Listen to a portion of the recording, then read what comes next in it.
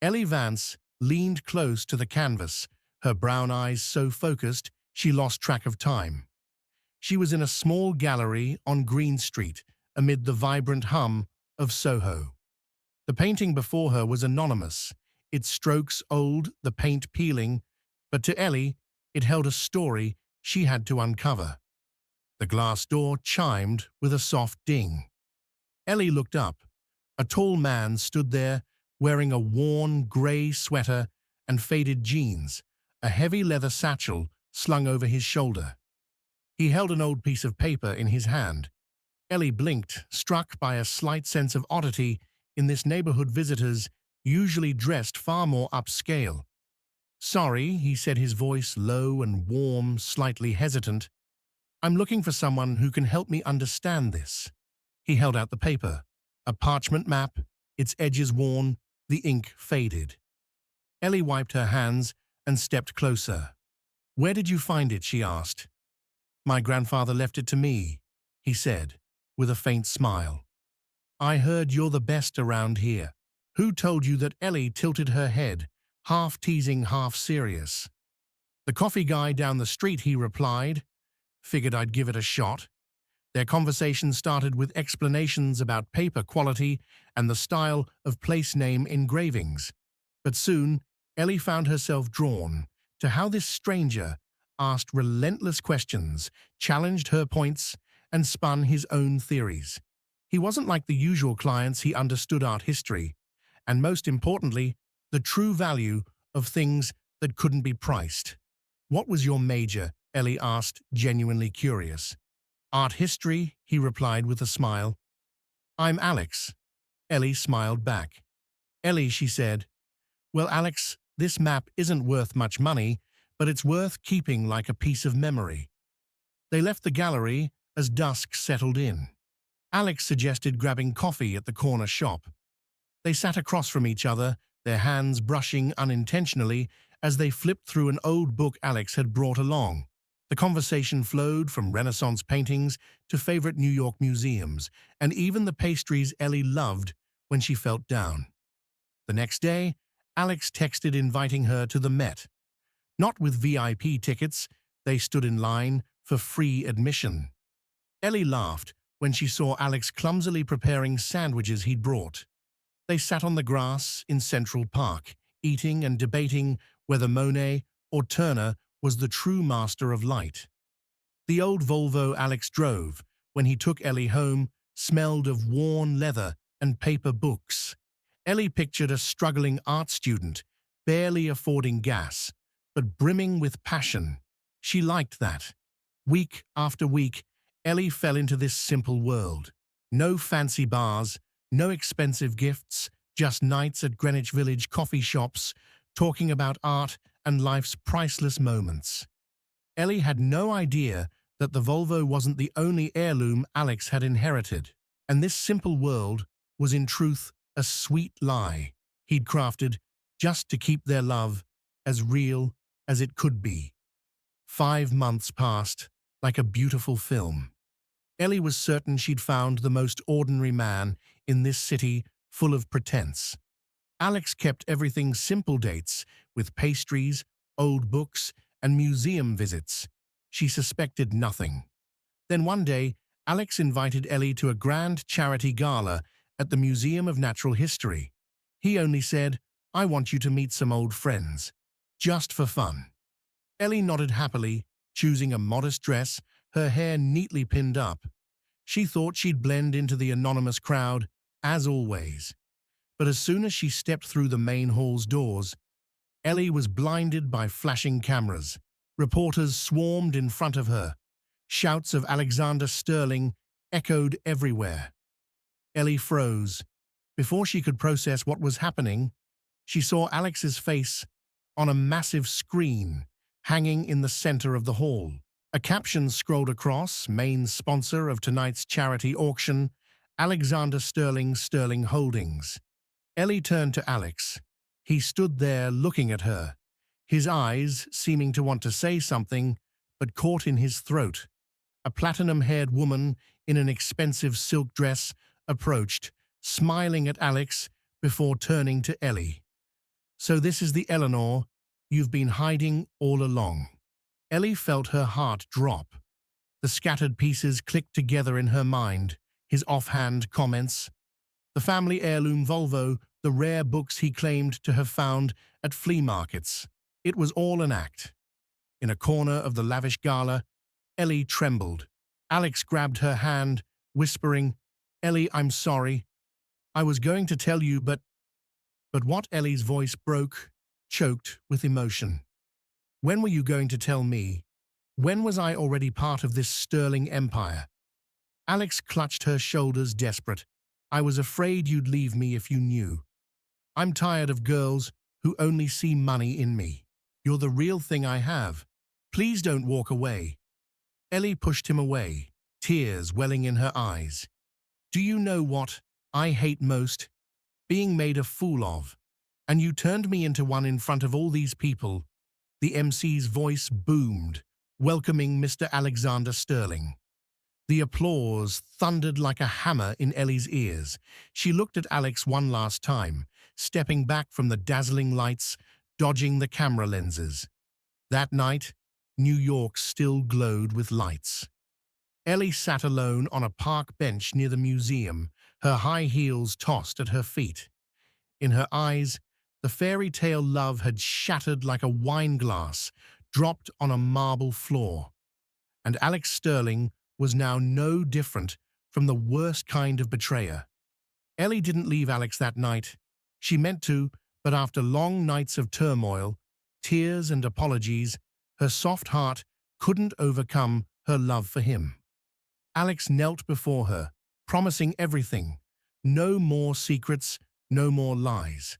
He said he loved her, loved who she was, not the role she could play to adorn the Sterling family. Then they got married, a private wedding understated, but still breathtakingly elegant. Ellie stepped into the Sterling mansion in Greenwich, Connecticut, an English-style estate, its walls draped in ivy, filled with red carpets, crystal chandeliers, and ancestral portraits lining an endless hallway. The first day she met Isabel Sterling, her mother-in-law Ellie knew she wasn't welcome. Isabel looked at her with the gaze of a museum curator appraising a counterfeit artifact. She smiled, her voice soft but sharp as a blade. "You're so simple, Eleanor. A fresh breeze for this estate, aren't you?" Ellie forced a smile. She thought, if she tried hard enough, if she was sincere enough, Isabel would accept her. But reality was far different. Breakfasts with the family became an interrogation. Isabel brought up Genevieve Davenport, Alex's perfect former lover. In every story, Genevieve always loved tulips. But what does Eleanor like? "Oh, right, you said wildflowers, didn't you?" The opulent rooms slowly turned into a gilded cage. Ellie lost her picnics and her debates about art in coffee shops. Every conversation now revolved around stocks, financial reports, and galas she had to attend as Alexander Sterling's wife. Alex still loved her, still held her every night, still promised to protect her. But in front of Isabel, he became clumsy, powerless. His every protest melted under his mother's deft words. Once, when Isabel complimented the dress Ellie wore to a reception, she finished with, "I like how you keep your down-to-earth style. It shows our guests that the Sterlings can connect with the lower classes." Ellie stayed silent. Inside, her anger and helplessness grew. She began to understand in this glittering mansion she was merely a decorative piece for her mother-in-law to display, compare, and use to control her son. 5 years passed cold and suffocating. Ellie made a promise to herself: if she didn't find a way to stand her ground here, she would be consumed not by wealth, but by Isabel Sterling's sweet, poisonous words. 5 years of enduring every snide remark, every scrutinizing glance had taught Ellie one thing: to survive in the Sterling family, she had to prove she belonged here in her own way. On their 5th wedding anniversary, Ellie decided to host a dinner party at the Greenwich Mansion, right in Isabel Sterling's territory. Alex was stunned, but fully supportive. He kissed her forehead, whispering, "I know you'll pull it off." Ellie personally chose everything. The chef, a Michelin-starred talent, crafted a menu blending modern European dishes with bold Asian spices. The wine was sourced from a small Italian vineyard she and Alex had visited during their dating days. The flowers ordered specially were a mix of wildflowers and white orchids, a subtle jab at Isabel, showing that her down-to-earth taste could be stunning. On the night of the party, Ellie wore a simple yet elegant silk dress. She personally greeted each guest, from elderly shareholders to Alex's old friends and their spouses. Everyone was struck by her confidence and grace. Even Isabel, seated at the head of the long table, couldn't find fault. During dinner, laughter filled the air, conversations danced around new projects and investment funds, but Ellie deftly steered some toward art, discussing paintings she was sponsoring. An older gentleman leaned toward Alex. "Your wife is a gem. She shines in her own way." Ellie overheard, glanced at Alex, and saw pride sparkling in his eyes. She squeezed his hand under the table, feeling she was close to winning this gamble. As dinner neared its end, Ellie stood holding her wineglass, her voice calm but resolute. "Thank you all for celebrating with our family tonight. 5 years isn't long, but it's enough for me to learn that love isn't just about two people. It's about a family, a legacy. I know I'm not perfect, but I'll keep striving to be worthy of the Sterling name." The room fell silent for a moment, then erupted in applause. Alex gripped her shoulder, whispering, "I'm so proud of you, Ellie." In that moment, Ellie truly believed she'd crossed the invisible threshold of the Sterling estate. For the first time in years, she saw her mother-in-law silent, with no biting remarks. The party was a triumph beyond her hopes. Ellie believed this night would mark a new chapter, a beginning where she could truly master this gilded cage. She didn't know that just as she thought she'd won, Isabel was quietly preparing her most ruthless counterstrike. And it would unfold in mere minutes, right in the place Ellie had just begun to call home. The faint clink of cutlery on porcelain plates filled the air. Laughter still echoed, but all eyes darted toward the head of the table, where Ellie stood, still holding her wineglass, her eyes glistening with emotion and pride.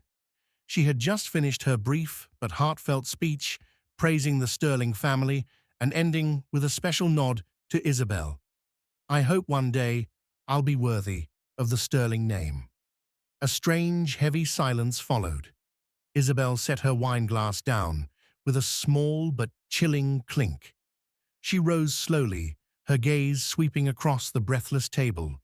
Worthy Isabel's lips curled, her voice deliberate, each word slicing like a knife. "Eleanor, what do you think you know about the word worthy?" Ellie gripped her glass tightly, the wine's bitterness catching in her throat. Alex started to rise, but Isabel raised a hand to stop him. "What has kept this distinguished family standing through the generations? People like Genevieve Davenport, not nameless girls who use innocent faces to climb into a Sterling's bed." The air grew thick.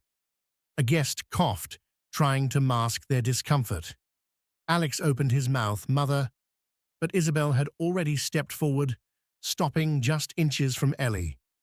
Ellie stood frozen, staring into the coldest eyes she'd ever faced, belonging to the most powerful woman in her life. "What are you? A cheap trinket? A fleeting spark? The Sterlings don't keep cheap things, Eleanor. We only keep real diamonds." Then crack. The slap rang out so sharply that the glass slipped from Ellie's hand, shattering on the floor. The table fell deathly silent. Every eye was fixed on Ellie's cheek, instantly red and swelling. Alex roared, rushing to his wife's side, his voice trembling with rage. "Mother, you've gone too far." Ellie didn't cry. She only touched her cheek, her eyes locked on Isabel. At that moment, she understood. Her love was real, but this family had never accepted her. A whisper rose from the guests' seats. Good heavens! She just slapped her daughter-in-law in the middle of the party. Blood rushed to Ellie's ears. She vaguely heard Alex's murmured attempts to comfort her, but she didn't respond. She stood still, on the marble floor, beside the broken glass, just like the last shred of her dignity crushed before everyone. The 5th anniversary night Ellie had hoped would prove her worth was now defined by a resounding slap, shaking the entire Sterling world, and it had just ignited a true battle that Isabel wouldn't expect to pay dearly for. The sting of the slap still burned on Ellie's cheek as Alex gently wrapped his arm around her shoulders, shielding her from the prying eyes of the room. In that moment, no one spoke. Everything seemed frozen, with only Alex's heavy breathing echoing in Ellie's ear. Isabel stood tall, her hand trembling slightly, but her eyes defiant. She had never imagined fearing her own son. But this time, Alex was different. He didn't shout or slam the table. He turned to face his mother, his gaze icy, his voice steady. "Mother, you know what happens if you touch her. Have you forgotten?" Isabel's face flickered with unease. Her lips tightened. Then she spoke with haughty defiance. "What are you going to do? I'm the one who gave birth to you. This Sterling legacy exists because of me." Alex cut her off. He pulled out his phone, dialed a number swiftly, and spoke with unwavering certainty. "Martin, it's me. Activate the legacy protocol. All of it. Now." Whispers erupted around the table. Some guests hurriedly checked their phones for news. Isabel's face drained of color. She knew exactly what the legacy protocol meant. A set of legal documents Alex had quietly prepared 2 years ago for the day his mother crossed the line. Alex leaned down to Ellie, gently brushing the red mark on her cheek. His voice soft, a stark contrast to moments before. "You're okay. I'm sorry it came to this." Then he straightened, addressing the entire table with crystal clarity. "As of this moment, Isabel Sterling no longer has voting rights on the Sterling Holdings board. Her monthly trust fund will be frozen immediately. The Manhattan penthouse, the Palm Beach estate, all will be reclaimed. And the honorary chair position at the Center Art Museum's board, they'll receive a resignation letter tomorrow morning, along with a new endowment under the name Ellie Vance Sterling." A collective gasp filled the room. All eyes turned to Isabel. Her proud stance crumbled as she sank into her chair, her face pale as wax. Alex looked at his mother for the first time in his life, without a trace of filial affection. "You could disrespect me, but you never had the right to touch Ellie. You've lost everything, and don't expect to get it back." Then he took Ellie's hand, gripping it tightly like a vow. He didn't need to shout. He didn't need to argue. Everything he did was to protect the woman he'd sworn to love for life. The air at the table was thick with fear shock and a quiet thrill. Everyone knew Isabel Sterling had lost, and the Sterling family now had a new queen who was truly worthy. Isabel slumped into her chair, her gaunt hands trembling with rage and fear. She looked around, expecting someone to take her side, but no one dared. Alex still held Ellie's hand, pulling her forward as if declaring to the entire mansion, "This is the true center of the Sterling family now."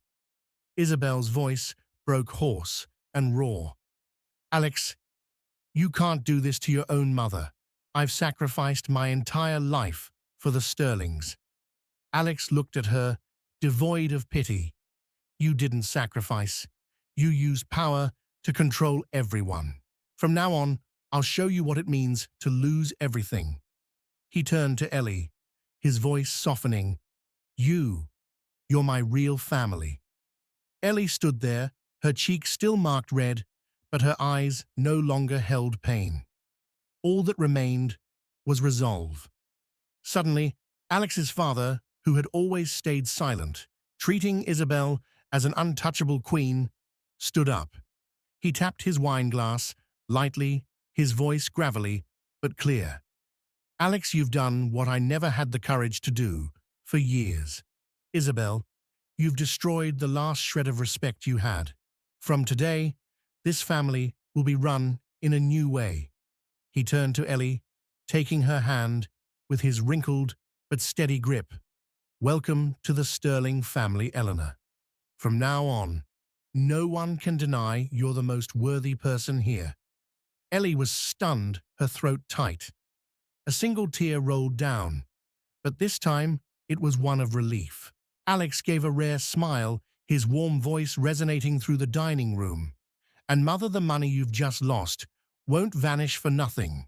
From now on, it will fund the Vance Sterling Foundation, a trust to preserve the works of forgotten female artists. My wife, Eleanor, will run it. You'll read the monthly reports if you still care. Isabel couldn't speak. Her face was blank, like a broken statue. The guests exchanged glances, all understanding that the power structure of the Sterling family had changed forever. No more haughty Isabel. No more shadow of Genevieve Davenport. From now on, there was only Eleanor Vance Sterling, the woman who rose from obscurity to the throne of trust and true love. Alex squeezed Ellie's hand again, leaning down to whisper, "Just for her, I owe you everything. And I promise, from this day forward, no one will ever hurt you again." Amid the dining room, with its broken glass and lingering whispers, Ellie knew she had won. Not just against her mother-in-law, not just against the scorn, but against her own past. Tonight, Ellie was no longer a stranger. She was the future of the Sterling family. A year later, the Vance Sterling Foundation had become a headline on the covers of art magazines across New York. Today, in the hall of the Center Art Museum, Ellie stood at the podium, behind a backdrop bearing the foundation's new logo, a wildflower entwined with a diamond. She wore a sleek white dress with a high collar, her hair neatly pinned up the stage lights, illuminating her confident brown eyes. Beside her, Alex stood tall, his hand clasped with hers, beneath the wooden podium, his gaze filled with pride and love. Ellie looked out at the packed auditorium, artists, collectors, journalists, and those who once doubted her, now all standing to applaud as she took the stage. She began, "The day I stepped into the Sterling family, I carried fear. Fear of rejection, fear of not being enough. But today, I stand here to tell you all a person's worth isn't in where they come from, but in how they use their opportunities to make a difference." Applause erupted again. Alex gave a small smile, his eyes never leaving his wife. Ellie continued, her voice steady. "The Vance Sterling Foundation will seek out, restore, and preserve the forgotten works of female artists around the world. We will give them a voice, an opportunity, and the light they deserve.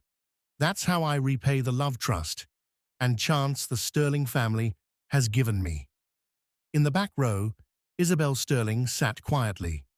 She wore a discreet black dress, her eyes no longer haughty.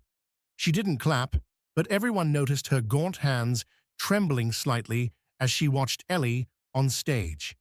Isabel knew the throne of power she once held tightly was now fully in the hands of the daughter-in-law she had once scorned. The press conference ended. Ellie stepped into the lobby with Alex. Reporters swarmed for interviews, but Alex deftly deflected them. He only wrapped his arm around Ellie's shoulders, leaning down to whisper in her ear, "You didn't just change me, Ellie. You've changed this entire family." Ellie looked up at him smiling. No, we did it together. And we'll keep doing it.